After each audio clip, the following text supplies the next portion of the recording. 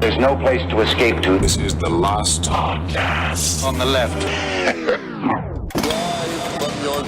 That's when the cannibalism started. What was that? So I've been watching a lot of Fresh Out on YouTube. Have you seen this? What is Fresh Out? This show is about, it's a big, huge man that just, he's fresh from the penitentiary, and people send him questions to ask my him about God. fucking, like, what's life like on the inside, and then when you're locked up in a Hooskow. And I gotta say, man, you better be careful not to be a Peter watcher. All right, because you're gonna get your wig split.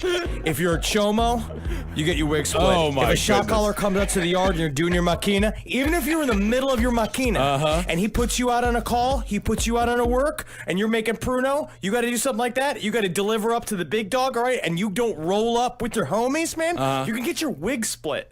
There's so many ways. I can't wait to see you in part. You need to be incarcerated so bad. I would love to watch you in jail. All right, this is the last podcast on the left, everyone. I am Ben Kissel. That is Marcus Parks. Hey. I guess recently released from prison, Henry Zabrowski. You got to get your back up against the wall, so you only have to defend three sides. I Also, you see. can make a shank out of a toothbrush. You can make a weapon out of a sock and a lock. It's called a sock and a lock. Okay, well, And that's a Kissel, and I clever- got to tell you this. That's clever. Honestly, Kissel, What? you would be such a big bitch mark for them. You're such a big I floppy bitch understand, mark for Henry. them This is because my number they would one go right for nightmare. you. Of course they would. And the rooms are 11 by 6 for the most part, so I couldn't even lay down either direction. Anyway, we're They'd on have to call you, but think about it, Kissel. What? They'd call you like the question mark. Oh my God! Because of what it I'm would all do to your crooked. spine. Yeah, exactly. I would look like Yes, royalty yes. with spina bifidus. All right. Let's get to the Enfield. Let's get to the Enfield Poltergeist Part 2. It's only spookier from here. Now, we picked the story back up in December of 1977, just 3 months after the haunting began and 16 months before it would end. And things would only get worse for the Hodgson family from here. The poltergeist appeared to be getting more powerful. As with the iron grate of the fireplace that we talked about in the last episode, the one that almost hit the little boy in the head. Oh, yeah. The poltergeist opened the metal door of the refrigerator so hard that it hit the Hodgson stove and left a large dent. Now, do we know for a fact that Norm from Cheers wasn't just drunken in their house at midnight? No, he's an American. It was Mr. Belvedere. Oh, I see. I apologize. But it would do innocuous things as well, such as when it lifted a pile of folded clothes off the kitchen table and tossed them 5 feet away to the floor, still neatly folded, all in the plain view of Gross, Playfair, and the family. And you would believe the oak crumbs were heard across the neighborhood. There's also, poltergeists are very naughty, but not evil. Yeah. That's the thing we talk about all the Right. time, is that when you cover poltergeists, is that they normally do things that are very, kind of like mischievous. When they just do it to annoy you. Very juvenile, huh? It's very juvenile. It's like, and they say it's like there's a child in the room, except you don't want it to be sitting on your lap. Definitely not. Wait, do you want children to be sitting in your lap? Why would you go down this road, I'm Marcus? saying- Of course, he's in I'm a just tiny, saying I weird don't want Polish it to. lap. I do not want it to. All right. Well, fairly soon after Janet's picture drawing exhibition with the Brazilians, she and sister Margaret started sharing dreams, yelling at each other in their sleep. And in one incident, Margaret yelled, Go away, you 10 little things, running about, destroying things, like a little Dr. Seuss. Oh, that's kind of fun. That's a cute little rhyme. Playfair and Gross knew that the girls weren't faking, as they had performed the inappropriate, if it was anyone else, sleeping tests on them, such as forcing their eyelids apart and tickling their armpits. Just thank God for these kids. They didn't wake up during that. How horrifying is it? Just be like, no, just making sure you were asleep. I was asleep before you opened my eyelids. It does seem inappropriate, but I'm from the SPR, so this is a part of our exercises. I need to suck an olive out of her belly button, and if she doesn't respond, she's asleep. Let me just stay asleep, little girl. Stay asleep. Would you stop treating me like a human martini, please? But they did find that the girls would answer questions during these dream episodes. Margaret was asked just what those 10 little things running about destroying things were, to which she replied, Number 1 is a baby. Number 2 is a little girl. 3 is a big girl. 4 is a very young girl, about 15. 5 is a very old lady. 6 is a young boy. 7 is getting on to about 18. 8 is an old man. Number 9. I don't know what it is. He hasn't got a face. And number 10 has gone away. Wow, well, it got scary with number 9. Good Lord. Up Yes, to that it does. point, it's just basically a DMV line. And then it got spooky there. No, she then suddenly said the name Frank Watson. Watson being the Watson! How many times have I woken up in the night, Frank Watson? Oh, Frank Watson! Watson was the same name that Janet had written underneath the picture of the wooden bleeding from her throat. Remember from the end of last episode. And when Margaret was asked who Watson was, Margaret said, The man who died in the chair downstairs. ooh, that is creepy. See, it's cute. It's creepy like that, but then if you say it, be like, the man who died in the chair downstairs, then it becomes kinda like fun. silly. Yeah, it becomes like I mean, you someone's gotta- leading a tour around downtown London. Yeah, or the spookiest house in public housing. The neighbors later confirmed that Frank Watson had indeed died in a chair from a brain hemorrhage in the living room. Wow. I gotta say, that is how you want to go. On a lazy boy, aneurysm, boom. It's gun. Awesome. Oh, yeah. Now that they had proved that they could use the unconscious to, at the very least, glean information from the entity, Playfair decided to hypnotize Janet to see if he could get any more information. And to do this, he brought in SPR member Dr. Ian Fletcher. Now, apart from being a hypnotist, Dr. Fletcher was a surgeon and a member of the Magic Circle, which is a British organization dedicated to the advancement of the art of illusory magic with a C, not to be confused with ritual magic with a K. Thank you, Dog Meat. Thank you again, always saying that, because it comes down to, yes, there are parlor tricks. All right, there are parlor tricks. There are things that are be used for deceivement and for amusement. But then there are other things for used for accentuating your ability to make things happen in your reality. And I'm glad, and this man was just really good at making coins appear out of children. I get the feeling that all of the elastic on his underwear is overstretched, and I don't know why. Yes, very large man. So Dr. Fletcher drew Janet into a trance and started asking questions. Now, the first few questions were mostly about what had been happening in the house over the last few months, and Janet's answers all matched up with the evidence and testimony at hand. Then Fletcher asked a question that debunkers often point towards as proof that the girls were faking the whole damn thing. When Dr. Fletcher asked if Janet knew who had been causing all the activity, she said, Me and my sister. But people who use this as proof are completely ignoring all of the answers Janet gave following this one. When Fletcher asked why she thought she and her sister were to blame, she said, Don't know. Fletcher then asked who started the trouble, and Janet said, None of us. and when Fletcher asked what the case of the trouble was, Janet depressingly replied, An increase in unhappiness. Oh, man, it is incredibly sad. I'm almost wondering if the government needs to go and maybe take the kids away. I'm not saying that. It just seems like these kids are so sad. They're just depressed. You can't take away children for being depressed. All right. That's true. That's Literally- big. That's nanny state stuff. I got it. One of the nicknames of London is Foggy Old London Town. It is a foggy, sad place. An increase in unhappiness is expected. Mostly, Dr. Fletcher's immediately being like, well, you should probably have a stiff upper lip then, because it only gets worse than this. Yeah. Can't wait till you have to line up for tea bags when we're in World War III. And they're just like pulling him out, like dragging him out of the house. Janet then said something surprising. Now, according to her answers, she never really paid much mind to Maurice Grosse and Guy Playfair, despite them being almost constant fixtures in her life for the previous 3 months. She said that her answers kind of implied that she regarded them almost as just furniture.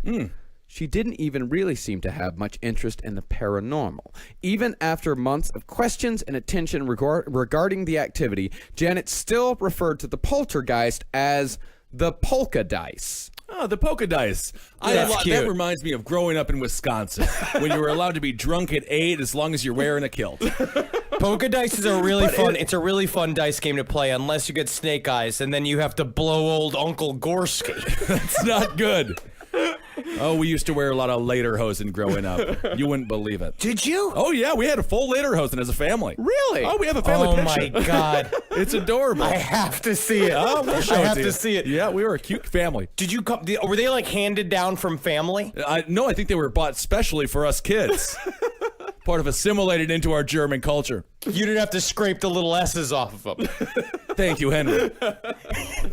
Well, really, we're talking about Guy Playfair and Maurice Grosse being regarded by Janet as merely like pieces of furniture, Right. just something that she has to deal with. But this is only like 3 months into the whole thing. So as we talked about in the last episode, Janet kind of treating these guys as father figures. They were around for for almost 2 years. So it could be that relationship developed as time went on. And as we'll see, that relationship does in fact develop. Now, following the hypnotism session, the entity began bending spoons, as was the style at the time. In the late 70s, a self-proclaimed psychic named Uri Geller got famous for going on TV and bending spoons, seemingly with his mind. He currently uses this power to sell cornflakes in the UK. It's sort of fake. This is one of the more fake behaviors in the entire haunting is the spoon bending. Yeah. That is a thing that I think that she watched on TV and she did because they had very thin silverware because this was working class United Kingdom. Yep. They are not, they did not have the heavy china. Yeah. Isn't the Queen's like silverware there? And this is like 1977, so shit was really, really bad in the UK at this time. So the poltergeist, or Janet, depending on who you ask, took a cue from the spoon bending craze and started bending spoons all around the house. Peggy Hutchin actually saw it happen with her own eyes twice, with each spoon bending in exactly the same spot so they fit together perfectly. That's the interesting part about the spoon bending. But that's also if you believe Peggy Hutchin. No, it was very exact. And also, it's the same thing with the notes possibly left by Janet, that kind of shit where it's like, it's a very complicated hoax. Janet needs to be some sort of like a genius when she goes to sleep in order for this to work. You know what I mean? Like, she was a very strange little girl. Yeah, you wonder if there's a spoon bender in town, but then someone comes in bending sporks, and then that guy's out of business. But sporks are usually plastic. Because then they're Tougher just to gonna bend, unless you got a lighter. Well, this right here, after the spoon bending, this is when the infamous voice began. Now, as we said in our last episode, when the Hodgson family was on holiday to Clacton-on-Sea, Peggy had been awoken in the middle of the night by the sound of a dog barking coming from her children's bunk beds. They always wanted a dog. They finally got a dead one, I guess. In December of 1977, the noises came home. It began as a combination of loud whistles and barking coming from Janet's vicinity, although the noises didn't seem to have been made by Janet herself. They always seemed to be coming from behind her. Did they see any New York City construction workers? You ever had a New York City? I mean, I know the whistling, but you ever had one bark at you? I get it. I honestly get catcalled all the time from construction workers. You don't get catcalled. You just get, hey, big guy. Hey, big guy. But some of them, you can tell, are just like, I'd like to ask you out on a date, but because of social standards and the homosexuality that is not looked upon positively within the community that I'm currently working with, I cannot sexually hit on you, but I can say, you play basketball. I got barked at by a construction worker, and it was an attempt to scare me.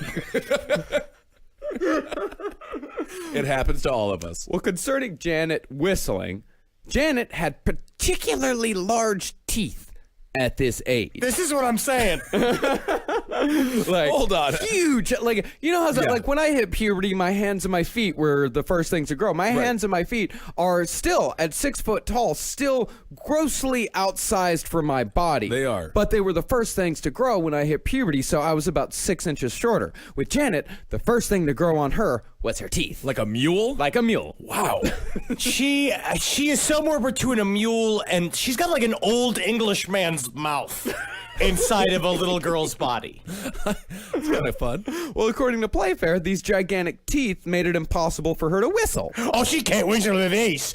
You're gonna have to chisel these down for her to whistle, poor girl. She'll never be able to play with Art Garfunkel. Just trying to shave them down like the toenails of Jim Carrey in Dumb and Dumber. But Playfair and Gross reasoned that if the poltergeist could make noise, then it could ostensibly speak. And so contact was made. Present at the first communication, aside from Gross and Playfair, were two other SPR members named Anita Gregory and John Beloff. Here is audio from that first attempt at communication. Let me hear you say my name. Come on, let me hear you say my name. That's not my name.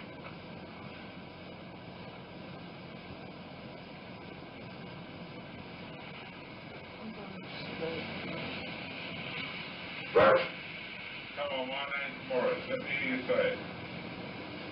Morris. Say Dr. Beloff. Come on, let me hear you say that. Come on, let's hear you say Dr. Beloff. Could you close that door down? Say Dr. Beloff.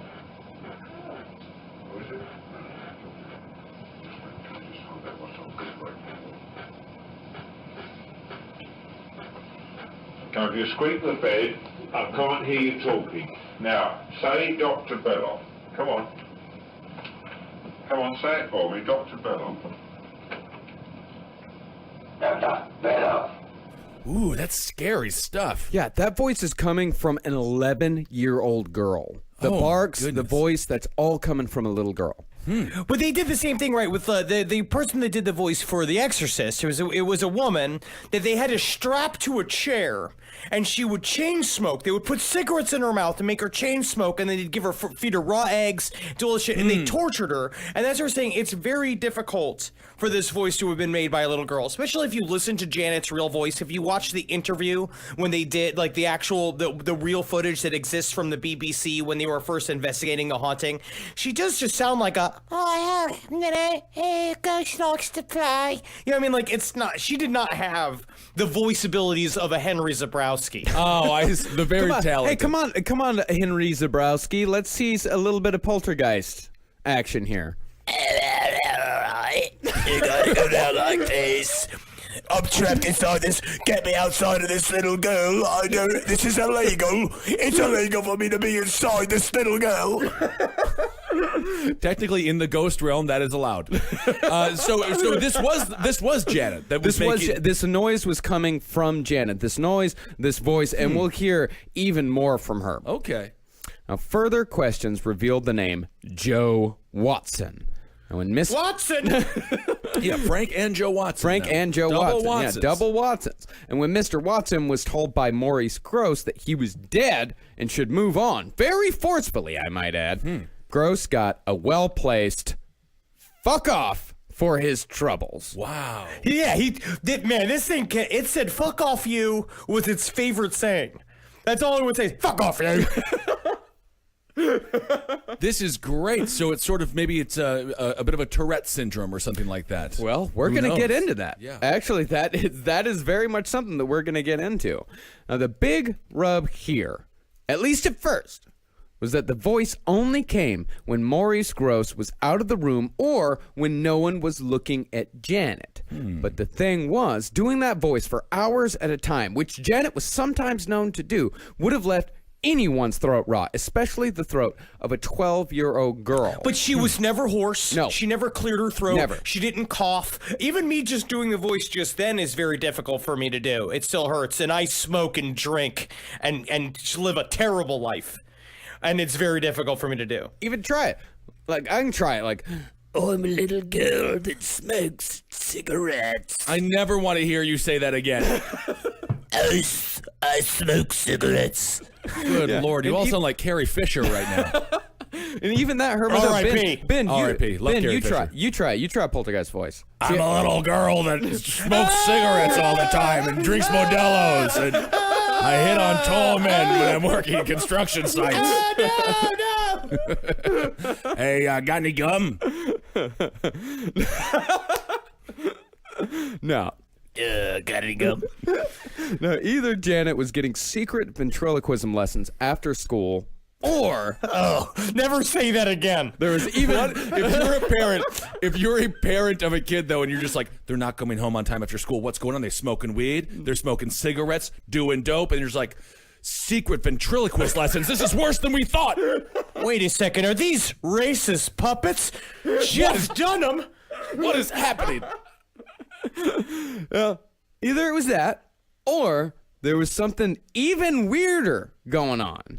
The whistling in particular is interesting. Now, I didn't know this, but sometimes whistling accompanies possession, such as it did in the case of the Devil of Moscone in 1612. And that is a story that we need to do an entire episode on. It's an incredible story. There's all this nun fucking in it. It's lesbian nuns, and like a priest is just coming in, sticking his, like, trying him out, like he's like just tasting perfumes at a mall. He loves these nuns. Now, we might have actually covered that. Now that I remember, it seems like we've covered the Devil of Moscone before. I think it was on the Black Monk of Pontefract case. I think we mentioned it briefly. Well, we'll have to go back and listen to the audio where Henry gets audibly aroused, and we'll find out if we were covering that subject or not. Well, what I didn't know about that case, though, is that case had the same progression of loud whistling into a hoarse voice speaking through a young girl. And it is doubtful that Janet Hodgson knew about the obscure possession case from the 17th century. Right. And there was another story in Brazil that had the same exact thing. We see this story, like, they are tropes for a reason now.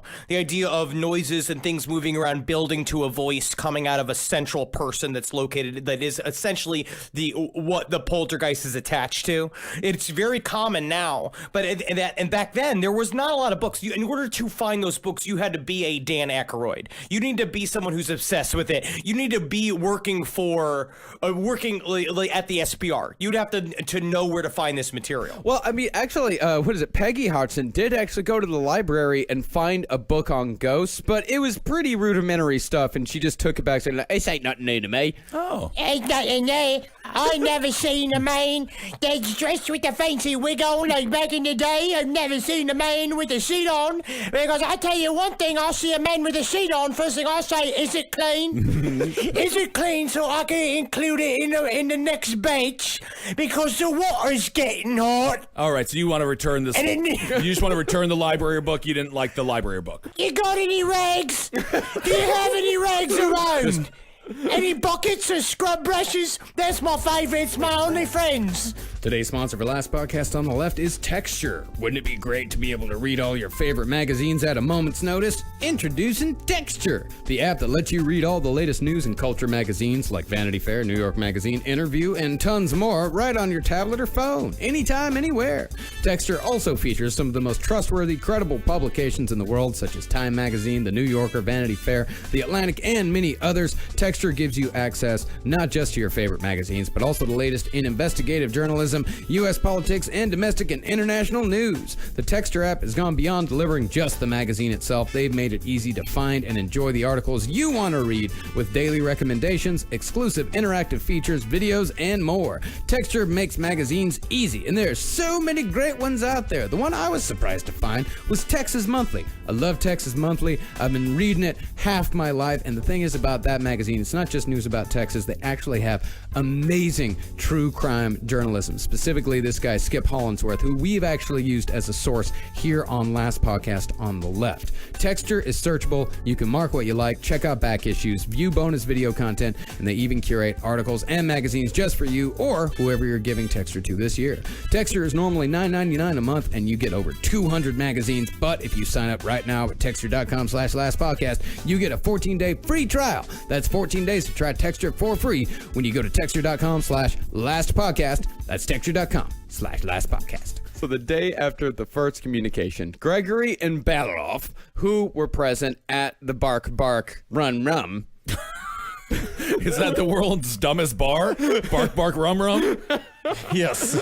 They wrote a note to Playfair and Gross saying that the girls were most likely hoaxing everyone and had been from the beginning. And this would be a common occurrence in this case. People would show up for a day, sometimes no more than a couple of hours, make snap judgments, and declare the whole thing a hoax. Now, despite the note, Playfair and Gross continued on. They found that the next time they contacted the voice, it referred to itself as Bill rather than Joe. And Joe said the reason why he was repeatedly throwing Janet from the bed was because that was where he slept. Now, this falls in line with Peggy's claims that she had seen bed sheets fly off the bed, followed by the indentation of someone sleeping on Janet's bed when the girls were off at school. Now, Playfair tried various tricks to see if he could get Janet and the voice to talk at the same time. He got Bill in a sing-along to Daisy Daisy, and Playfair said that Janet could switch from her own voice to the entity's voice without missing a beat. They started singing Daisy Daisy. What's Daisy Daisy? Daisy, Daisy, Oh, I see. give me It's your not answer really- true. It's a British song that everybody knows because they're forced to know like 20 songs. I see. In the UK, you know drinking songs, you know fighting songs, you know fucking songs, you know little kid songs that you get them to sing while you're fucking and fighting. And You know what I mean? songs Like, they about have to do that. daisies, yeah. Yeah, it's very simple. It's not like it's the end of the world as we know it or anything like that. It's not a complicated song. Oh, okay. That is the most complicated song in the world, though. Yeah, as I learned from watching Tommy Boy. Yes, absolutely. But it's true. They started talking. They were getting this rapport with the voice, and eventually they're sitting there. Janet's got their back to them, right? And they're because that's what they would do in order to talk to her. They would just turn her around, and she would talk at them. And they start singing Daisy Daisy, and literally you just see her shoulders back and forth going like Daisy Daisy. Give me your answer true. I'm That's horrifying. Daisy, of the love of you. Like a weird ass Slipknot record. And they're just staring at her recording it, but they're laughing. Because they think it's the funniest thing in the world, which is another just being like, what's happened in this house that this is now funny? And then they're like, this rendition of Daisy Daisy is going to be huge in Iowa. And they have this thing here too where it's like Bill started laughing. Bill's going, but then Janet's laughing too, going, and they said they were just octaves separated from each other. So, and they were sort of laughing together in harmony, like, one little girl. Now, I really wish we had audio of this, but unfortunately, our resources, i.e., YouTube, only got us a few minutes of the hours upon hours of audio that Gross and Playfair recorded. But what we do have is still pretty damn cool. Here's Maurice's son, Richard, asking the entity a question about itself. I want you to tell me whether you remember what happened to you when you died. Just before you died and just after you died.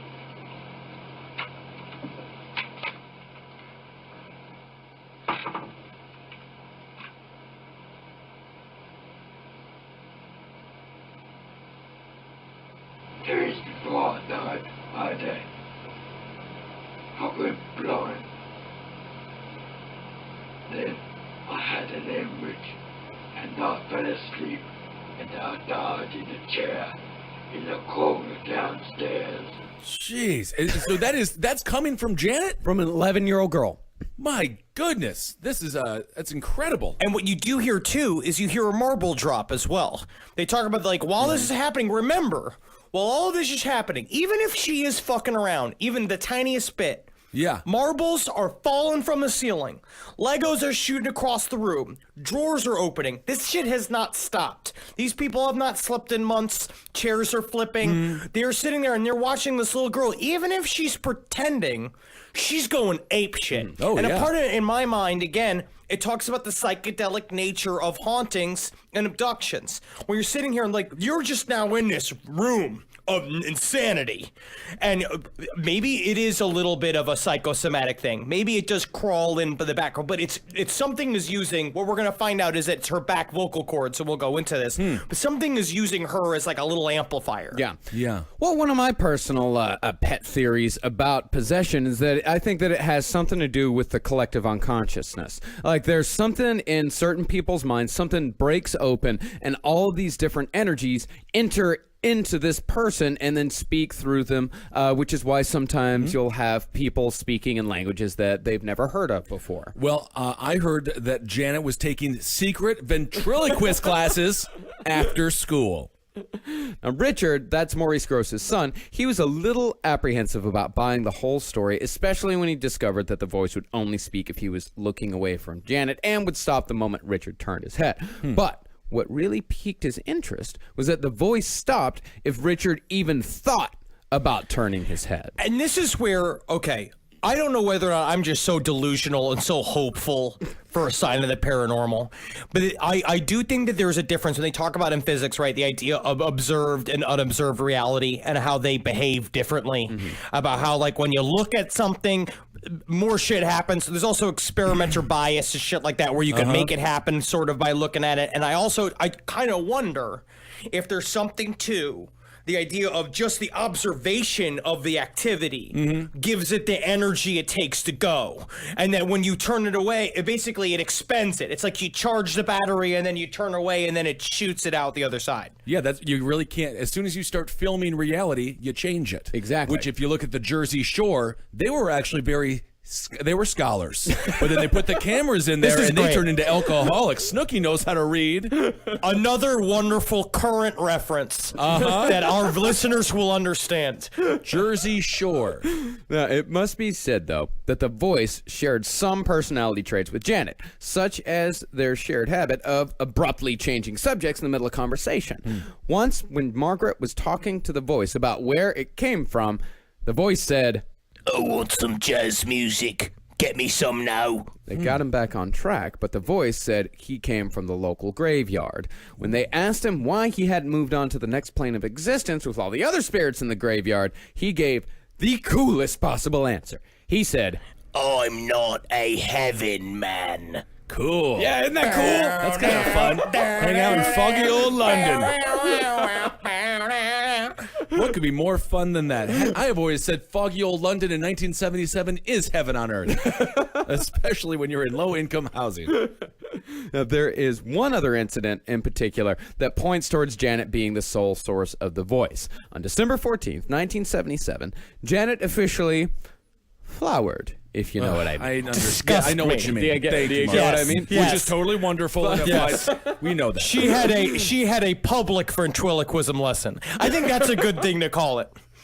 But why do you call it a public ventriloquism lesson? I don't know. I don't know. Maybe we're not the experts on this subject. What do you think I am vaginas? not. What do you think I don't- vaginas do during menstruation? Again, Marcus, why tease the question? Why even tease the I want answer? to know. I want to know what he thinks happens. All right. Well, I know that what happens is that on a very special time when a girl is just grown up enough but not grown up enough, a little doll inside of her wakes up like, and says, "Mommy, mommy, mommy, time to paint the legs."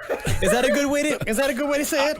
And then she gets out her crimson and she gets Right. out her ruby reds. Is that true?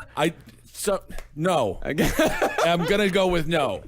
But I like the idea. Eggs come out. Yeah. I know eggs come out, and then the lining is also just kicked out of the house like it's a 17-year-old punk. Yeah, started doing drugs. Yeah, started being a drummer in a band. Well, the night that Janet first flowered, as gross Actually, Playfair. when you say flowered, it's worse than Henry's terrible description. I don't think there's anything wrong with me saying flowered. The way you say it. Anyway, that's fine. Well, that night, as Gross Playfair and an SPR colleague named Hugh Pincott were having a discussion with the voice suddenly asked, Why do you girls have periods? Playfair and Gross tried dodging the question because they did not want to. You explain it to me now. You explain why is it happening.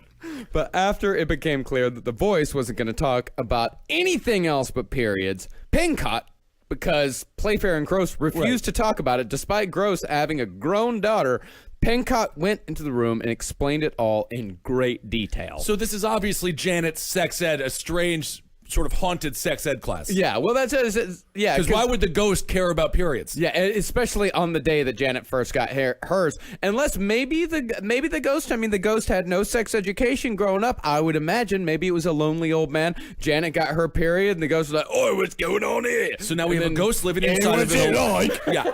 So the ghost is in there. So he's just like, "Why?" It got leaky inside of the vessel that he was in, which is Janet or something. Yeah. I honestly, I think it's weird that she didn't have to go to health class at Spooky University. I just feel there's no bad reason for this. that. She had to talk to paranormal psychologists about her first period? Yes, she That did. sucks. She had to talk to a man named Hugh Pencott. Go to the doctor. No, you see, I'm Janet now. What happens is that a woman of a certain age, how do I put this delicately? Your body is changing. Well, both Janet and the voice listened very closely without interrupting once. And that was something that neither Janet nor the voice ever did. They were both pretty bad about interrupting. But Playfair, of course, he was a smart guy. He thought it was a little strange that the voice would ask about periods on the same day that Janet first got hers. But when he asked the question, the only answer he got was a curt "fuck off." Oh. Honestly, it's a very Playfair did kind of figure out. The two of them looked at each other, and he walked in. He's just like, it just seems to be very interesting that that you would ask why you need to know about periods and all this, and being like straight up being like, "Are you Janet? Are you Janet? Are you just being yourself?" Or Janet talked to us, and then she went "fuck off," and then like had a seizure and then went to sleep. I think that's what I would do the first day I had a period. Have a seizure and then go Tell to everyone to fuck off. Yes. Fuck off. But it does seem that there is a connection between the old menstrual cycle and poltergeist activity. As Definitely. the haunting reached a new level soon after her period began, because that is when the levitation started. So yes, like the voice, nobody actually saw the levitation in full as it was happening, but there is still circumstantial proof that it happened. David Nottingham, the neighbor, gave Janet a red pen after she told him that she'd been levitating.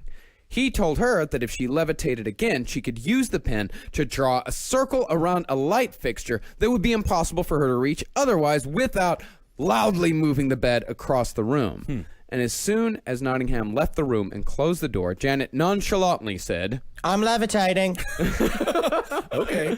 David tried to open the door to go inside, but he found that the door wouldn't budge. And when he finally did open it, Janet was back on her bed, and the ceiling had a red mark right where David had asked her to make it. Cool. He was right outside the door, and if she wanted to move the bed to make the red mark, she would have had to drag the bed across the floor, get on the bed, and then jump up off of the bed to draw a mark. And of course, the mark would have been messy as hell. But Nottingham said that the circle was very neat. But even though David didn't see it with his own eyes, 3 other witnesses in the neighborhood outside the house that very same day would see something themselves. Janet said that after she made the mark, she had passed through the wall of her bedroom into that of her mother's, saying it was all white. When Peggy went to check her room, she found a copy of Janet's book, Fun and Games for Children, on the floor. Scary. Even though she was sure she had just seen that book in Janet's bedroom just prior to the levitation incident. David decided to test the entity's matter transfer abilities because he was thinking, it's like, okay, well, maybe Peggy's mistaken. Maybe little Johnny left the book over in the other room.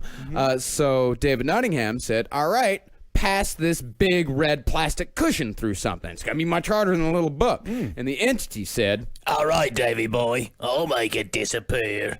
and no sooner did David walk out of the room that Janet called out again. And when David walked back in, the red cushion was gone. So where did it go? Where did it go? Where did it go? Where did it go? Where did it go? Where did it go? Fuck off. Why is the cushion talking? Well, that's where the witnesses come in. A neighborhood tradesman who knew there were strange goings-on at the Hodgson house was walking down the sidewalk looking in their general direction. He said one moment there was nothing on the roof, and the next, the big red cushion appeared without anyone opening a window. Then there was the crossing guard and her friend. They also saw the cushion, but in addition to that, they said they saw through the window Janet bouncing up and down, briefly appearing, then falling again. Only thing was, she was bouncing up and down on her back, horizontally, about 2 feet above her bed, as if someone was lifting her from her shoulders and feet.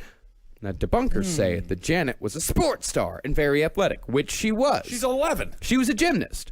Okay. Oh, there are. I know, but there's a Dominique Marciano was like 13. Remember Dominique? Remember Dominique Marciano? 11-year-old. No, I don't. Yes. Well, you remember Yeah, your 13-year-old desires? No. Yes, children in China age out of being gymnasts by the age of 9. You know what I mean? I Like, this is don't know when they're about most that. springy. And I suppose it isn't impossible for a 12-year-old girl to be able to bounce 2 feet in the air on her back off a thin mattress. But if she was able to do this, along with everything else, along with the voice, along with all the objects being thrown around without anybody seeing them, by making objects appear and disappear in other places, she had a hell of a career in show business waiting for her if she was able to do all that. I completely agree with that. Even if there are no ghosts, the story itself is incredible with just Janet being an amazing performer. That's right. She did have an incredible SNL reel. Like, she would have been amazing for the show, like a regular Kate McKinnon. But I also think that there is maybe the body is being manipulated by a spirit to do certain shit. Maybe she is bouncing up and down on the bed, but it's almost like a maniacal, she's attached to it, and so your body is then allowed to do something that normally it would not be able to do. Sort of like what we talk about with ritual magic and shit like that, where it's increasing her abilities almost. But what they all said is that the bed was an old British piece of shit, and it couldn't be bounced on, and that Guy Playfair himself said, I went and I tested the bed to see the bounceability of it, and I could hardly bounce at all. Not saying that he didn't have British ankles, which means that his heels hit his ankle bones every time he puts pressure on it. Oh. So I don't know. Brutal. Today's other sponsor for Last Podcast on the Left is Ring. Ring's mission is to make neighborhoods safer. Today, over 1 million people use the amazing Ring video doorbell to help protect their homes. Ring knows home security begins at the front door, but it doesn't end there. So now they're extending that same level of security to the rest of your home with the Ring Floodlight Cam. Just like Ring's amazing doorbell, Floodlight Cam is a motion-activated camera and floodlight that connects right to your phone with HD video and two-way audio that lets you know the moment anyone steps on your property. See and speak with visitors, even set off an alarm right from your phone. With Ring's Floodlight Cam, when things go bump in the night, you'll immediately know what it is. Whether you're home or away, the Ring Floodlight Cam lets you keep an eye on your home from anywhere. Ring Floodlight offers the ultimate in-home security with high visibility floodlights and a powerful HD camera that puts security in your hands. With Ring, you're always home. Now, I live here in New York City in an apartment building, so I couldn't really use Ring myself. But if I did have an actual home like a normal person, then I'd probably use Ring. It sounds like a lot of fun, and it sounds like it's extremely useful. Now you can save up to $150 off a Ring of Security kit when you go to ring.com/LEFT. That's ring.com/LEFT. Ring.com/LEFT. Well, speaking of show business, it's time to enter the magician. Okay. All right.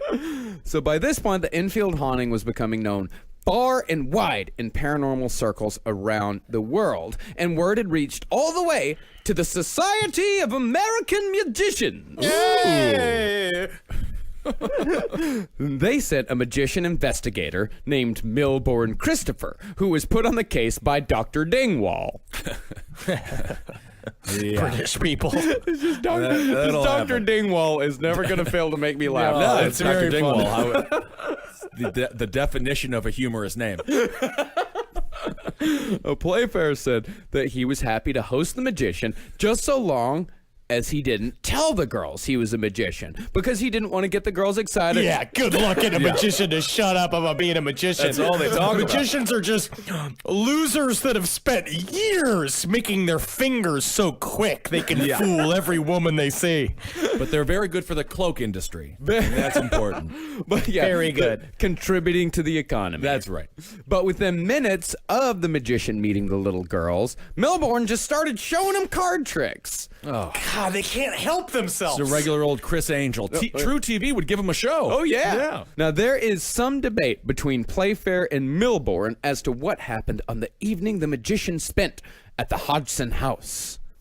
And according to the magician, there was a commotion-filled night in which he didn't actually see anything happen with his own eyes. There was a lot of hubbub. Uh-oh. There was a lot of crashes. There was a lot of booms, a lot of bams. Wow. But he didn't actually see anything with his own eyes. It all happened when he was in a different room. Then, after the girls were put to bed and Playfair went down into the living room, the magician stayed on the staircase. Weird. Yeah, a little odd. He said Janet appeared at the top of the stairs and, in the words of the magician, I produced a flare of light in the air. And when Playfair asked him to elaborate, the magician said, Yes, a flash of light.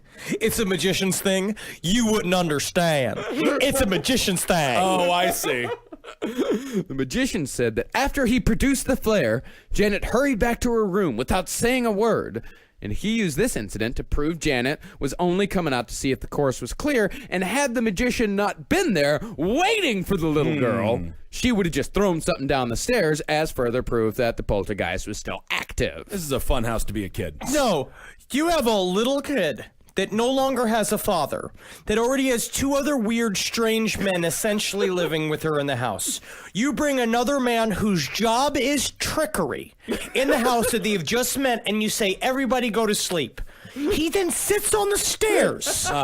Instead of where everybody else doing normal shit, he sits on the stairs just staring upwards.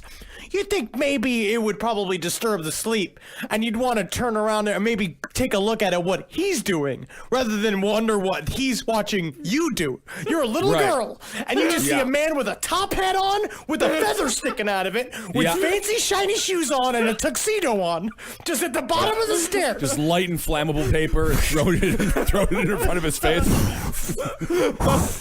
It's an illusion. Go to sleep, little girl. Don't worry. Look, you see how I make my... Oh, my wand is now limp. Now see how I make my wand hard again. Go to sleep, little girl. Well, the tape recorder told a different story than the magician told. During the earlier commotion, Janet's bed had collapsed, so she was staying in the spare room by herself. And after she had gone to bed, the voice started up. The voice said, Get out, or I'll double shit to you. You get stuffed. The ghost is right. Janet is correct. Get out of my house, magician and two other dumpy weirdos. double shit to you, magician. Get stuffed yourself, you dumb stinky magician in there with your big coins, and your squirty flowers. What are you, Jackie Zabrowski? That's a funny inside joke. That is funny. That's not even an inside joke. That's a Round Table of Gentlemen joke. Please go listen to the Round Table to hear more about Henry's sister refer to her vagina as a squirty bird. That's right. Yes. Janet was then heard after double shit to you. She was then heard calling out to Maurice. She got out of bed and she went to the stairs, scared out of her mind. She's looking for new daddy. Sure. Now, the magician was indeed waiting for the little girl on the stairwell, but it was not the silent encounter he described. Instead, Janet started talking at him about how she didn't like to be alone, but the magician, being American, couldn't understand Janet's thick accent. And after a feeble attempt to communicate, you can hear 3 soft pops on the tape recorder, presumably from the weird magician's powder that he used to create the flashes. So when he runs into awkward conversation, because there's a transcript of this in This House is Haunted by Guy Playfair. There's a little bit of a transcript because it's him just being like, I don't like to sleep alone. And he's like, what's that then? I don't like to be sleeping alone. I don't like it. I'm alone in there. And he's like, oh, you know, dogs love a bone. Absolutely. Banks always give a loan. You know what I mean? Like, just saying, like, random shit, like, trying to act like he understands. And she's like, no, you don't understand. So, moment of silence, and then he just goes, Kazam! He lights a thing on fire just to end the conversation with the foreigner. That's actually 3 times. That's a 3 great way to times. do He it. keeps doing it until she runs away, like a stray dog that's growling at It's it. the only magic trick I've ever wanted to learn, and I think it's just owning matches. Yes. Oh yeah, Janet is then heard on the tape recorder running back to her bed, and where she says to no one in particular, quote, He's gone mad. Literally, just say, he's gone mad. I just got nuts. he's gone mad. Okay, so Janet possibly possessed or faking to be possessed for going on, what, 8 months now? Quite a few months now. Is judging the magician? That's how bad magicians are? Magicians are the worst. Well, the point is, nothing was disproved here. It was just a magician who didn't know how to deal with a 12-year-old girl. Yeah. But that didn't stop him from saying that the entire Enfield haunting case was fake. And it doesn't stop the debunkers from using his testimony as further proof that it was all a hoax. The debunkers actually use the magician. This magician said it was fake. You can't, by definition, trust a magician. Well, they said that he's an expert in trickery, and if the expert in trickery says that it's wrong, then the trickery must be a hoax. That's a trick. Yeah. When a tricker says a thing is a trickery, he could be tricking you into saying it's a trickery. You can And never then he trust lights a match tricker. and slowly walks out. Yeah, never trust a tricker. Never. So the experiments with the voice continued. They taped Janet's mouth, filled it with water, wrapped a scarf around her face. God. But nothing would stop the voice. Even when they did all three at the same time. Well, we've tried waterboarding her. All we got was some government secrets. Nothing about the ghost, though. Now, now this may seem controversial. Okay, and I mean this as a scientist and as a researcher. But what if I were to sit upon her face? I will continue to wear me underoos attached to my anklets that attach to my socks. I am fully clothed even when I'm nude. I am British. So it is not skittish or perverted for me to sit upon her mouth and see if she uses me as, say, a trumpet or a trombone. They also did a couple of scientific tests on Janet's throat. They found that the voice did not come from the front of Can her I just throat. ask real quick? Yeah. Where's her mom? Just literally with her fucking basin outside. She's got all the workers' uniforms piling up on one side. And she's like, ever since the coal factory shut down, the new brick factory makes these clothes extra dirty. So I've got to scrub them for hours. These are jokes about the socioeconomic conditions in the UK in the 1970s. Which were quite bad. Quite bad. Oh yeah, garbage everywhere. I think Sure. I think they had the garbage strike, and New York City had the garbage strike at the same time. All I know is that the Clash was singing about it. I love the idea of garbage men making sure that we know why they're important. Now, they found that the voice did not come from the front of her throat like a voice normally does. If you speak and put your hand on your throat and just speak, and you'll feel the vibrations there. Brett Favre, touchdown. That's good. 9/11 was allowed to happen. 9/11 was allowed to happen. I can feel it in my throat. Yeah, sure. You can feel it. But Janet, when the voice spoke, it came from the back of her neck. Now, this isn't impossible, but it is a strange thing for a 12-year-old girl to know how to do. It's a thing here called plica ventricularis, which is a thing that you can train. It's false vocal cords. They sit in the back, and they say that you can access them, but they're very, very difficult to use. And also, they get less lubrication than the front vocal cords, so they get hoarse really, really quickly. So it's very interesting the fact that she could do it for hours and hours and hours. Essentially, she'd have to be like the Neo of ventriloquists to be great at this naturally. Okay. Yeah, she is the Neo of this whole story. Oh, yeah. She is the one. She is the one. So around Christmas, the entity started getting even more aggressive. The Hodgsons' well-loved goldfish were found dead in their tank. When the family noticed what had happened, the boy said, I done that. And when Gross asked why and how, the voice replied he had electrocuted the fish by accident using quote-unquote spirit's energy. Which Maurice Gross then said, that is proof that poltergeists work on electricity. Yeah. And then a part of it, it's like, because they did find these things dead. And it's the thing that makes our meat jump as human beings. I could not keep a goldfish alive that I got from the carnival for more than 48 hours. Well, yeah, no one can keep carnival goldfish Why alive. not? No one can. Because they're designed to live for a day. Is that right? Oh, yeah. Well, I fed it a lot. Yeah. It had one good day. Well, after the goldfish died, 2 days later, on Christmas Day, Whitey the parakeet turned up dead in his cage. Oh, my goodness. That is so sad. Parakeets are the worst animal on the face of the planet. No, they're always We used to talking. have them for years. They're awful. They're awful creatures. They're dirty. They're mean. They bite. Birds are terrible, terrible pets. Birds are scary. Well, later that day, the entity attacked Janet herself as she was sitting by a window by wrapping curtains around her neck. And a couple of days later, it happened again. This time, the swish of the curtain was caught on the tape. And this wasn't just it was the The curtain squeezed. They were trying to strangle her. We should talk about this too, because that is very compelling photo evidence of the curtain. When you watch it, it is in a really unnatural formation.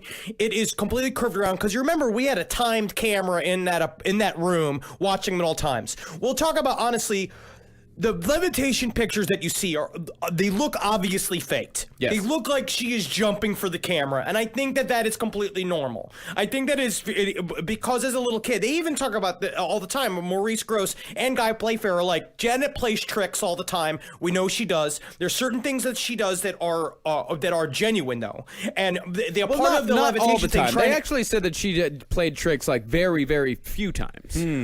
But her jumping was just trying to get somebody to believe her it was happening. Who is a better levitator, Shinrikyo, the leader of Shinrikyo, Shoko or Janet? Asahara. Yeah. Shoko Asahara. Yeah, because he was using his butt cheeks He to did do it with his butt. Okay. Yeah.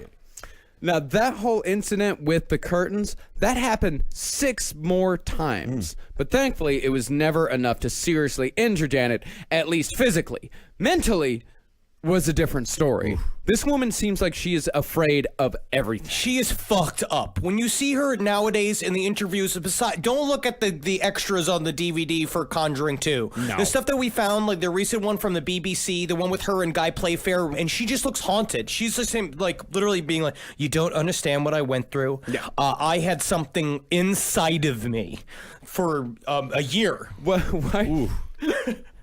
Why did you go into your mother voice? Did I? You don't understand what happened. You don't even That's understand. what happens. I have her just below the surface. Oh God! I was All like the time. watching. I did the same thing, watching the footage, being like, that poor girl. Oh, that's just a shame. Oh, wow. It is a shame, and I like whenever you do your mother's voice, you grab your chest. Always. My mom, where do you think Jackie got it from? Oh, yeah. Grabbing her tits all the time. My mom does a weird thing where every time she does like a caring voice, she holds her breasts. All right, so Janet doesn't allow any curtains in her house anymore. Absolutely not. And the poltergeist, it seemed to take on different personalities, or it was actually different energies working together, if you believe the 10 naughty things list. Soon after 1978 came, the voice, calling itself Fred, told Peggy that she should get rid of a bag of knives that she had brought out of storage. These knives had, just like the furniture she'd already thrown out, belonged to the family of the man who had murdered his daughter down the street a few years previous. Get rid of the knives! Get rid of the knives! Get rid of everything! All of the knives! Why would you say this? You got rid of the furniture. You got rid of the useful shit. We'll keep Why the would weapons. You keep the knives. We'll keep the sharp things that could do the most damage. We'll keep them in a bag. Yeah, why she got rid of the furniture and not the knives is anyone's guess, especially after the furniture already proved to be haunted. They like their jams. They like their spreads. You can never have enough knives. Think about how dangerous the furniture has become. This has become the serial killer's version of Beauty and the Beast in this house, and you just have a bunch of horny knives in a bag. If just one of them has the personality of that candelabra, they're gonna be knife fucking one of those little girls in a second. Well, Fred, Jesus. Well, fucking Christ, man. That's rough. Yeah, that's the reality of it. I don't mean to be too real.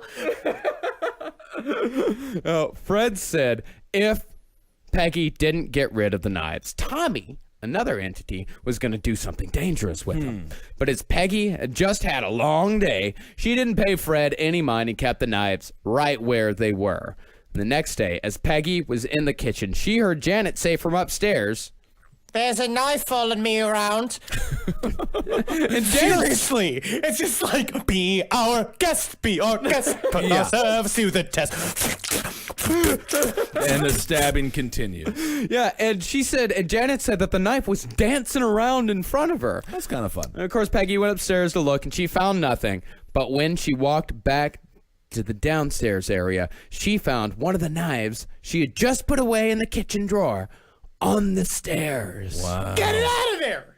Get it out. So was it like a situation where they moved in and like, this house is not yet a home until they saw the bag of knives, and then they're like, now it's a home. No, it's good. We must have a bag of lethal weapons around at all times. Now, and Peggy, man, she was long suffering. Yeah, she's not having a great time. Her children are going crazy. She's got a bunch of random weirdos, including a magician in her home. Oh, just wait until you hear what happened on her birthday. Oh, tell me they went to Outback Steakhouse. No, I don't think they did. They didn't? No bloomin' onions, huh? On her birthday, on January 15th, 1978, that day would take the infield haunting from the realm of a horror movie over into John Waters territory. That's the day the Dookie started. Yep. What do you mean the Dookie started? I'll tell you what I mean when I say the Dookie started. Did Edith Massey show up on their front door and start eating eggs or something? What's going on? I'm just gonna say right here is that once that Dookie gets started, it's hard to get the Dookie to stop happening. Oh, I see. Lots of Dookie. Okay. Well, that evening, Margaret said that she had just used the bathroom and was leaving when she felt a tap, tap, tap on her shoulder. Uh-oh. And when she turned around, she saw that someone or something had taken a turd and written the word shit on the wall with it. Oh, my goodness. I guess that's its name, huh? Maybe it is. It does sound like they're being haunted by Gigi Allen. Yeah, it could be. And a few days later, when Margaret was again in the bathroom, Mrs. Hodgson was hit in the small of the back by a Duke wrapped in toilet paper while she was sitting in the kitchen. I got to say, I'm at my end here. All right, my bonnets are getting thinner. My feet are crooked. I went to the doctor. He said I got zigzag toe. And I'm like, what's that, doctor? And he's like, we're going to have to smash your feet and reset them. And now I'm getting hit in the smalls by a little pepper pot in a toilet tissue. Oh, my. A Dookie attack, huh? Oh, a Duke attack. Now this ghost is really getting serious. Oh, yeah. And then when Peggy inspected Margaret's hands upon Margaret's exit from the bathroom, Let me look at your hands, you dirty little fucking imp. You're playing with the dookies like some kind of, like, what, you gonna do, a performance artist? they were clean. Well, hands clean were hands, totally huh? clean. I guess most of the poop was Let on the me wall. suck on them to see. I'm I gonna don't taste know. them to see if there's any duke on there. Well, Peggy was satisfied that Margaret wasn't the culprit. She said, Believe me, she couldn't have done that without getting in a mess. Margaret's not very subtle. Okay. but there was some evidence of the girls interfering. Playfair said one day his recorder went missing while it was recording. He found it about 30 seconds later, and the tape showed without a doubt that it was Janet who moved the damn thing. Playfair's thinking was that since he spotted it so fast, since it was such a poor attempt at a trick, it showed that Janet was actually pretty awful at that. And she confessed almost immediately when Playfair confronted her with it, and proven herself to be an awful liar. But the voice did gain some believers. A speech therapist who came to check out the whole hubbub said that she had to admit that she couldn't figure out how Janet was doing the voice, especially, well, she could figure out that it was like false vocal cords coming from the back. Voice. But Who's throwing the poop? well, The poltergeist. Oh, it's the pooptergeist. The poopergeist. The pooper. Oh my God. Poopergeist. Oh my God. Look here. Looks like we got ourselves a pooper guy. It's a poopergeist. Poopergeist. I am gonna take a poopergeist soon. Okay, good. I have drank half a bottle of concentrated cold brew this morning, and I am like a musket right now. Well, the thing that the speech therapist couldn't figure out was how Janet was doing it without getting a sore throat. Right. Then the fire started. On one occasion, smoke started pouring from a kitchen drawer. And when they opened up the drawer, they found a scorched box of matches, although no matches on the inside had been lit. Cool. Yeah. After this, they decided to try their luck with another medium. This time, they tried a regular Joe named Gary Sherrick. Sherrick was an amateur poet who didn't take any money for his services because he made a good living as a London taxi driver. The spirit medium thing, that was just his hobby. He did it for free. Sure. This is something I gotta tell you, alright? I'm a guy named Jerry. Thing I'm best at? Sitting and watching. Anything can happen. I sit there and watch it with a photograph memory. I'll watch anything. I'll watch you take a shit. I'll watch you kill a dog. I'll watch you suck on the toe of a shoe. I'll watch anything. Anything you got for me to watch, I'll watch, and I'll remember it. I'll watch you lick a cat on its asshole. Yeah. I'll watch you do anything. Well, he's got the mind of a poet. Oh, yeah. That's good.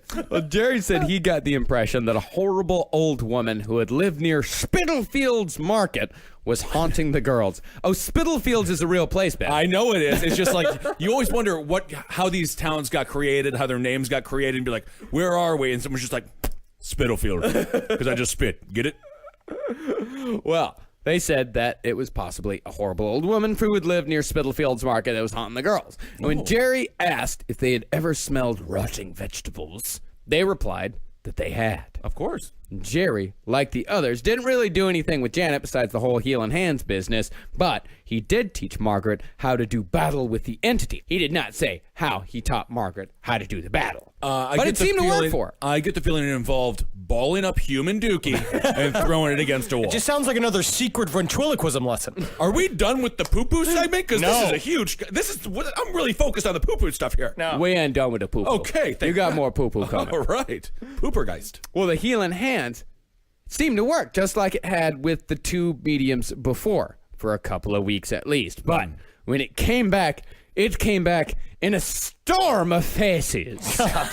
So many faces. What was that? A storm of what? A storm of faces. A storm of feces. Faces. That's how scientists say it. Faces. Oh, my goodness. As Peggy walked in on Johnny having a bath one day, she Just found... stop. Are there any limits or boundaries in this house? He was like a 5-year-old boy. Okay, all right. Oh yeah, parents. all right. Parents No, I still understand. walk in on little course, people of having baths all the time. Of course. Henrich. Well, she found excreta smeared behind the water taps all over the wall and floating in the bath water, as if someone was, in her words, scribbling with it. It's the 5-year-old. No. No? No. Why? He said no. It's a lot of shit. Because the Five-year-olds problem is lie all that when the they take time. pictures of it, you would need to have a podcast comedian's weight of shit Yeah. in order to really do that. Like, I mean, like me after like several bowls of bran, like I ate a bunch of beans last night. Like the stuff that's fermenting inside of me, I could paint a bathroom with it. But a child, it's still small. Oh yeah, still very tiny little Duke. Okay. All right. yeah, and I don't even want to get into And it. Ben, in the kitchen, big old puddles of liquid butt junk started forming on the floor. Hold on. And so- Wait, what is... Okay. Oh, you know Now, what liquid butt junk is. I understand it's poo-poo. Liquid It's poo-poo. butt junk. Liquid butt Yeah. junk, sure. Asshole sauce. This I see. asshole sauce has been piling up inches thick for weeks now, multiple days. And this is actually what I think is very interesting because they don't cover any of this in The Conjuring 2. No. They don't talk about this in any of yeah. the documentaries. Oh, and, no. And I think that number one, it is the funniest form of the poltergeist. Yeah, Easily. there's poo-poo mountains in the kitchen. It's fun, but on it, what further proof it is that what you need is that it's going into an area where it's like if they are faking it, these people are completely insane. Yeah. They're rubbing shit all over the entire house, and now even Maurice Grosse sat with Janet because a part of it was like he asked her, "Why were you fucking with my recorder?" And he said, "I want to make sure that you guys never leave," because she was so she loved having them in the house at this point. And then as it started happening, he's just like he started talking with her, being like, "So it's like, are you faking this? Are you doing this?" Yeah. And she's like, "I'm not, but it's really starting to get boring now." She thought that the whole thing was boring. Yeah. she hated the whole thing. Like it's it just became a tedious. nuisance because So this poor girl was so desperate for a father, she didn't want them to leave, so she went to DEF CON poo-poo No. and just created this no, entire the thing so they would poo-poo- stay. No, you also, misunderstand. where is the magician? You misunderstood completely. Okay. Moving the tape recorder. That was what she did to keep Maurice Grosse I around. see. No. She wasn't doing the big old liquid diarrhea. Who's creating the mountains of dookie? the poo-poo geist? All right. And here's the interesting thing about it is that Maurice Grosse actually collected some of it. a good old stool sample. All right, we're going to take a look at this now. All right, everyone, look. There's a sample from the ash juice that we found earlier this afternoon. Let me just... I'm getting notes of Oh, my chocolate. goodness. I'm getting notes of burnt. You're a sommelier of poopy. Oh, this is mine. This is All definitely mine. I'm sorry, I mixed the samples. Well, he got a sample and he took it to a fellow scientist, and the fellow scientist said, "You put me on, mate. It's his cat piss." Oh, Yeah. okay. It was I don't Captain- think it should be fellow scientists. I think there's one He is a scientist. It wasn't scientist. the man bringing the poo-poo. He's a parascientist, A parasite Your scientist. racism against our kind is what keeping legitimate research. Fake scientists are not a race. Well, the voice at this point, I mean, well, besides the whole poo-poo thing, the voice started getting weirder, and it stopped caring whether anybody was looking or not. It started getting completely out of control. Here's one more example of where the voice was at this time.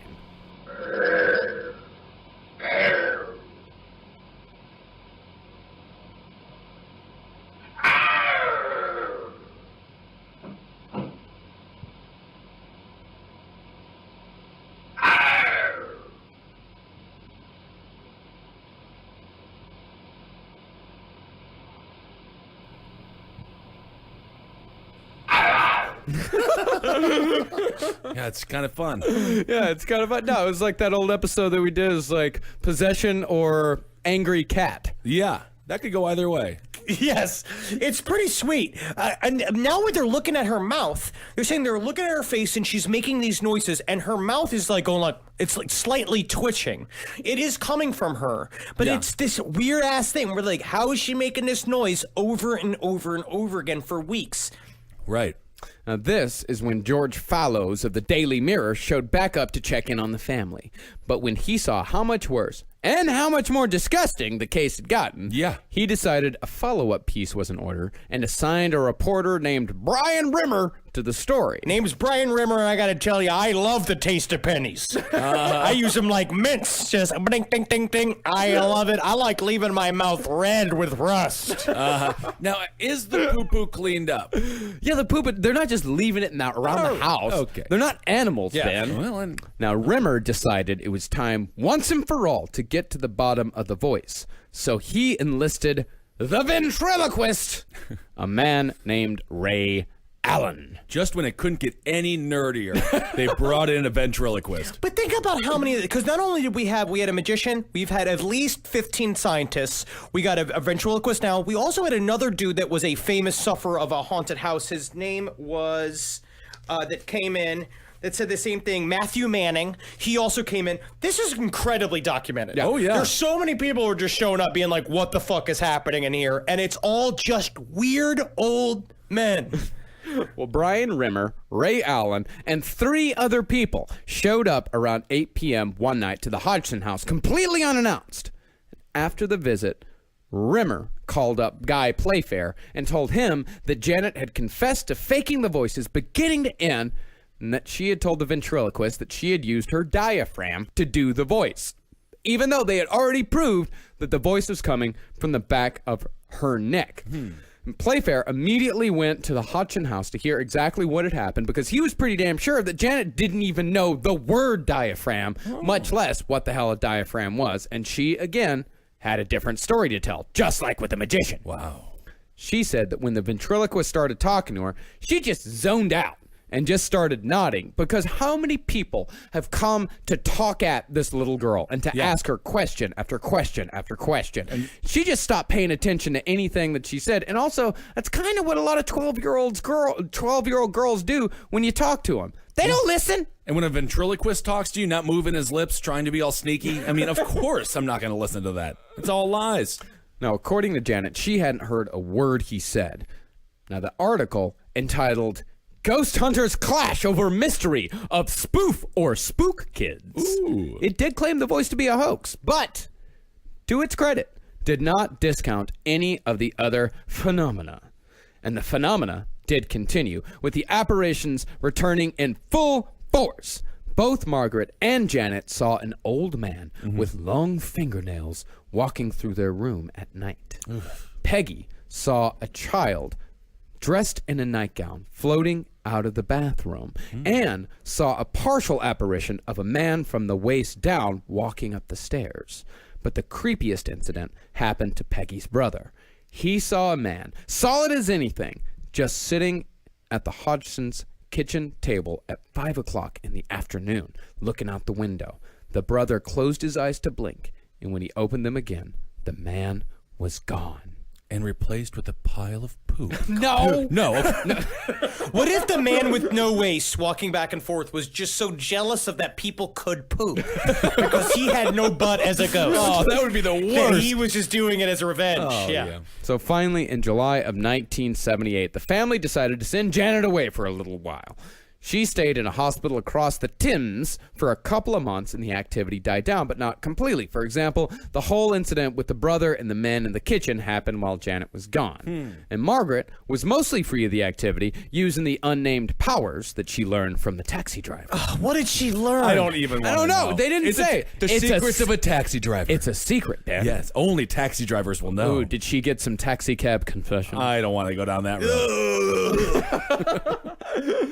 Doctors found nothing wrong with Janet physically or mentally, and so Janet came back in September of 1978, hopeful that it was all over and done with.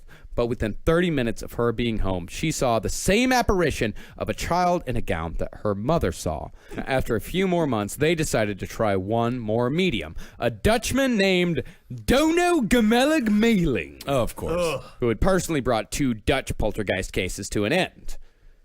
Dono came to the house, got to know the family, and went out traveling on the old astral plane to see what he could find. When he came back, he said that he was positive that a 24-year-old woman was involved in the case. 24 happened to be the exact age Maurice Gross's daughter Janet was when she died. Wow. Now, whether or not this whole thing was caused by the spirit of Maurice Gross's daughter, we'll never know. In fact, we'll probably never know whether poltergeists are the spirits of the dead, free-floating puberty energy, or something else entirely, at least not in our lifetime. What we do know is that soon after Dono Gemelig Meeling identified the poltergeist as Maurice Gross's daughter, the hauntings tapered off and soon stopped altogether. You can always trust a Dutchman. And this is very similar to other cases. If you look up the Reutenberg-Roca case, it's very, very interesting. There's so many other poltergeist cases that are like this. We talk about, the Black Monk of Pontefract is one. There's also the Bell Witch case. Also talks about this a lot. All which that we could do whole episodes on. Yeah. That are all very similar. All right, well, this is the Enfield Poltergeist. I gotta say, Conjuring 2 could have been a lot better. It really could have been. All The these only- characters, unbelievable. The only difference is that the ending is not very dramatic. It's mostly like it's just going to be like, well, that's your poltergeist. Finding out it's the 24-year-old daughter is a huge reveal. It's a pretty big reveal, yeah. The Conjuring Part 2 never even goes down that road. No, I don't it absolutely believe. So doesn't. They should. Because that's how Maurice Gross started it, and it could be argued that that Janet Gross began haunting the Hodgson house in a bid to contact her father because her father was contacted very soon afterwards. There's a lot. It's a very complicated case. A lot of ins, a lot of outs. It's very complicated. But I also think, and what I think is really nice, though, is that Maurice Gross stayed with the family. He was close with them for the rest of his life. I think he died in 2007. Guy Playfair was also close to them. It was a nice support network. Yeah. It turned into a little family. Yeah. In the end, it's like Maurice Gross got something out of it, too. Like, he got a daughter again. He got to be with these kids, even though they're a little simple and a little strange. Family's family. I don't think simple is the right word. There's very complex. Oh, it's very complex. Oh yeah, very complex. And I think Oh, I think my. Janet was a lot more clever than people gave her credit for, and Margaret as Absolutely. well. But the thing is that Janet is the only person who will give interviews. None of the rest of them want to talk about this at all. Well- but in the end, really, this case is like it. Okay, so now that you've heard the whole case, Ben, I know you were skeptical at first. Kind of sweet, right? It's kind of sweet. I also believe the Queen is a horrible monarchy, and they should have treated these individuals that had lower income much better. Oh, it was the 1970s. Oh, my goodness. All right, yeah, very good. Sweet family case. But this is to me one of the most convincing cases of the idea of just activity and what it means. And it's not necessarily some spectral, like, I don't know about the personalities involved in terms of like Bill and Joe Watson and all those kind of things. But I think that there's obviously something happening, and it just proves that there's more to consciousness and how it affects reality than what you'd normally believe. And scientists are just on the verge of it. I was just watching a thing, a TED Talk about how, like, essentially we trip making like reality's a hallucination, bro. That's it, buddy. Some TED Talks are better than others, but TED Talks are very good. All right, everyone. Well, thank you so much for listening. Let's see, Marcus, what should we talk about here? We got the Patreon. Of course, thanks to everybody. Thank you all so much. Thanks to everybody who gave to our Patreon. If you feel like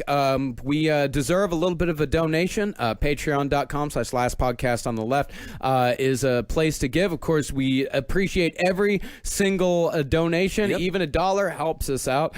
We got a bunch of live shows coming up. We have shows coming up in San Francisco at the Outside Lands Festival. We got Vancouver. We've got Calgary. We've got Toronto. We're coming back to Toronto. So much Canada. And Yes, I gotta so say, much I love Canada. it. We had a great time in Montreal Oh, at the yeah, Just and for I Laughs Festival. Cannot wait to go back to that awesome record store in Toronto. It's called like She Said Boom or something like that. It's the best record store I've ever been in my life. Cannot wait to go back, but that's going to be a part of the Just for Laughs 42 Festival. So just go to that website. It's like jfl42.com or something like that. That's going to be in September. Then we're going to be going to Pittsburgh the very next day. Then we're going to be going to North Carolina. And then, or maybe it's South Carolina, Carlsboro, wherever that is. one of the Carolinas. And then we're going to be rounding out this year in Omaha, Nebraska. Yep. So we can't wait to see all you guys in all those states. All that stuff is available at lastpodcastontheleft.com. You can get ticket sales for all That's that. it. All right. Hail yourselves, everyone. And don't forget to check out all the other shows here. Abe Lincoln's Top Hat for Everything Politics, Roundtable of Gentlemen, Page 7, Sex and Other Human Activities, Movie Signs with the Mads, Wizard and the Bruiser, and all the other great programs here. Marcus Parks, you're doing a good job, buddy. Thank you. Hail yourselves. Elgin. Magustalations. Don't get haunted. No. Do not. Hey there, Last Podcast on the Left listeners. We got here some shout outs for you Patreon donators. Thank you for your fucking money.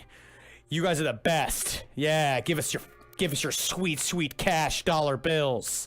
Here we go. I'm coming. Mine's all fucked up. All right, give me a second. All right, so we got Chris Robinson, Emily Needhammer, Gabrielle Patton, Brian and Lindsay Wood, Shane Quinn, Hannah Moore, Amy L. Griffith, Jason Poverly. I believe I know Jason Poverly.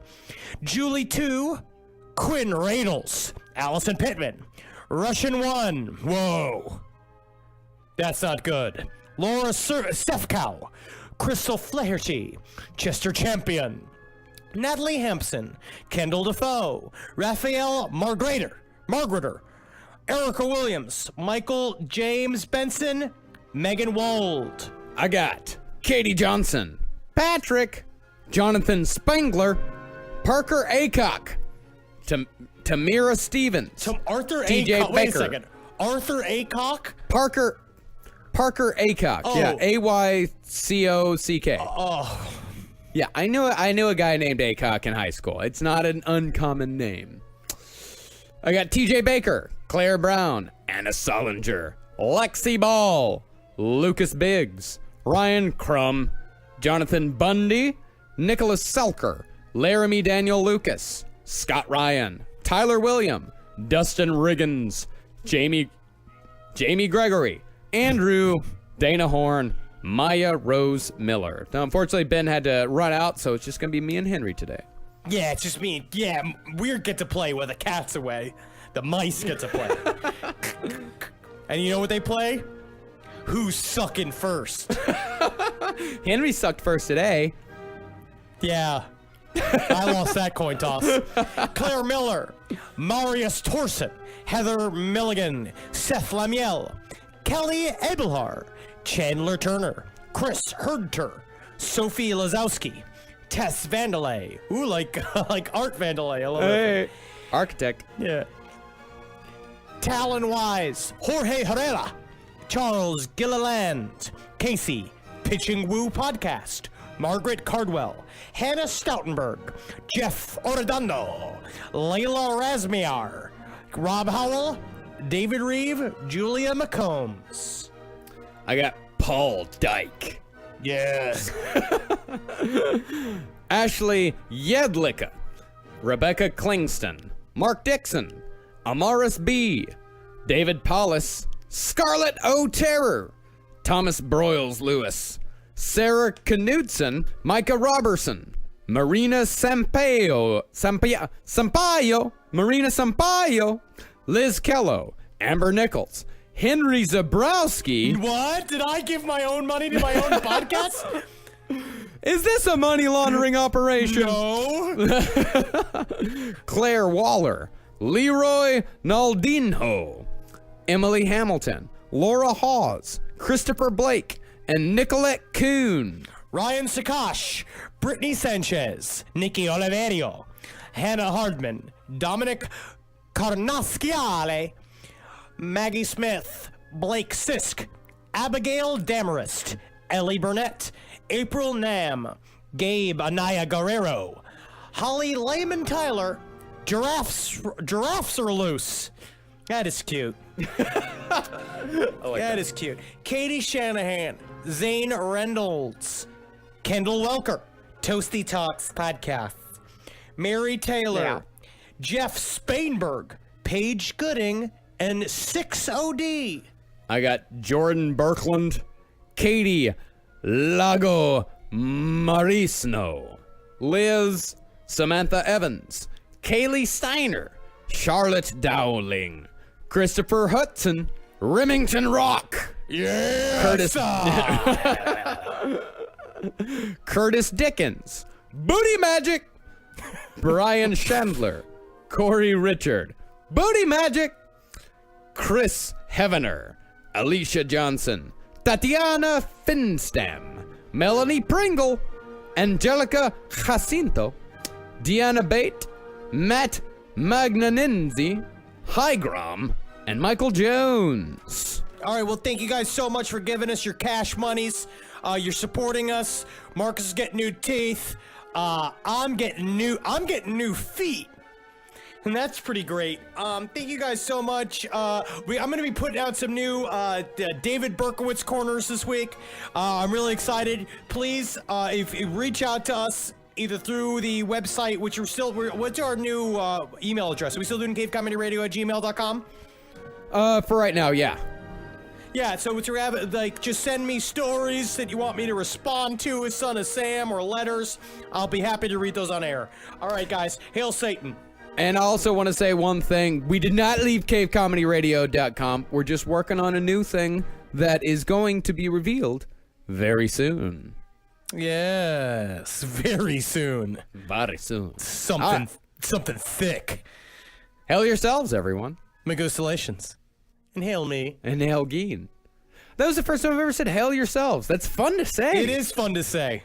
It's good branding. Yeah, but Ben always gets it. Yeah, it is great. It is great. It is great. All right, goodbye. Goodbye.